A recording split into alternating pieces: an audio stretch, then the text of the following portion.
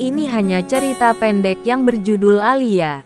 Mungkin banyak pesan dan pelajaran hidup dalam kisah ini. Alia. Tangisan bayi terdengar sangat keras di sebuah rumah sakit bersalin di daerah Yogyakarta. Namun tangisan keras itu membuat Pina dan Arga bahagia. Arga bertanya, "Dok, anak saya laki-laki atau perempuan?" "Sehat kan, Dok?" Sang dokter hanya tersenyum lalu menjawab, "Selamat ya, Mas. Putrinya sehat kok. Silahkan diberi nama." Akhirnya Pina dan Arga pun memberikan nama Alia. Itu diambil dari huruf hijaiyah alif dan ya yang dimaksudkan pertama dan terakhir karena memang mereka berdua cukup sibuk. Arga punya pekerjaan di Solo, jadi kadang 3 hari sekali baru pulang. Dan Pina juga termasuk wanita karir. Dia bekerja di bank swasta di kota Jogja.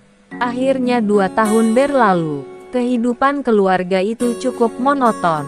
Arga setiap Rabu dan Minggu pulang ke Jogja. Ina jam 7 harus sudah datang ke kantor banknya.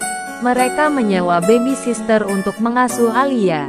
Alia cukup menggemaskan dan lumayan gemuk. Di suatu pagi tidak seperti biasanya. Alia rewel meminta Pina untuk memandikannya. Namun Pina juga harus sampai di kantor jam 7 pagi. Jadi Pina selalu merayu Alia. "Alia sayang, Alia mandi sama bibi seperti biasa ya, karena mama harus bekerja." Untuk membelikan Alia mainan dan susu. Sambil menangis akhirnya Alia pun mandi bersama bibi, baby sister tersebut. Hari besoknya kejadian seperti itu terulang lagi. Alia menangis merengek ingin dimandikan sang mama. Tapi karena pekerjaan yang tidak bisa ditinggalkan, Alia pun mandi bersama bibi lagi. Pina bekerja jam 7 sampai jam 4. Karena tempat kerjanya lumayan jauh, perjalanan bisa memakan waktu 1 jam.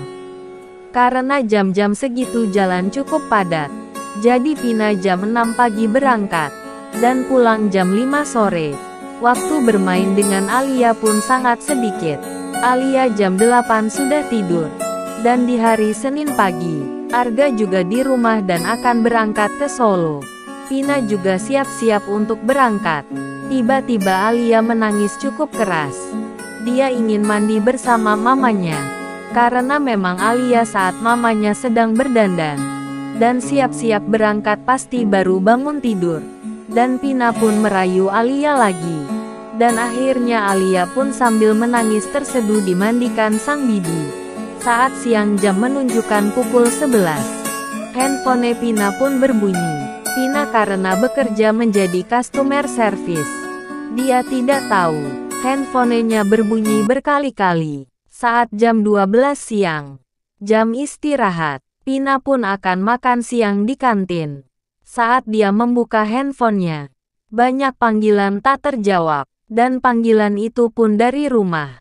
Saat dia mau menelepon balik, handphonenya berbunyi dan Arga yang menelponnya. "Ada apa-apa?" Dengan santai Pina menjawab telepon Arga. "Mah, kamu pulang sekarang. Tadi bibi telepon ayah. Katanya Alia panas dan kejang-kejang. Sekarang sudah dibawa ke rumah sakit. Kamu langsung ke sana saja." Belum sempat makan, Pina pun langsung lari ke parkiran dan membawa motornya langsung ke rumah sakit tersebut. Sampai di rumah sakit, Pina pun langsung menemui sang bibi dan menanyakan keadaan Alia. Bibi pun juga ketakutan dan panik saat menjawab semua pertanyaan Pina. 2 jam berlalu, Arga juga telah sampai di rumah sakit tersebut. Tak lama berselang, sang dokter yang merawat Alia keluar dari kamar ICU. Pina pun langsung menghadang dan menanyakan gimana Alia, gimana puteri saya. "Dok," dokter pun menghela nafas sambil berkata, "Saya sudah berusaha semampu saya Mbak. Namun maaf sekali, Tuhan berkehendak lain." Seperti ada petir yang tiba-tiba menimpa Pina. Pina pun menangis sejadi-jadinya dan meneriakkan nama Alia terus-menerus. Sang bibi pun lemas tak bisa berkata apa-apa. Apalagi Arga Seperti ada batu bertonton sedang menimpa kakinya. Sore hari di rumah duka, Ina yang belum bisa menerima kenyataan.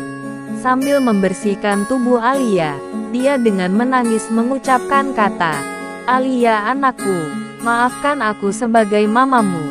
Tidak bisa menjadi mama yang baik, yang bisa menurutimu, menghabiskan waktu bersamamu. Sekarang mama memandikanmu sayang. Meskipun ini pemandianmu yang terakhir." Ina pun belum selesai memandikan Alia, akhirnya tak kuasa menahan sedihnya. Dia pun terduduk lemas. Akhirnya Arga meneruskan untuk memandikan Alia. Selesai. Disinilah pentingnya arti waktu. Karena waktu terus berjalan dan tak bisa kembali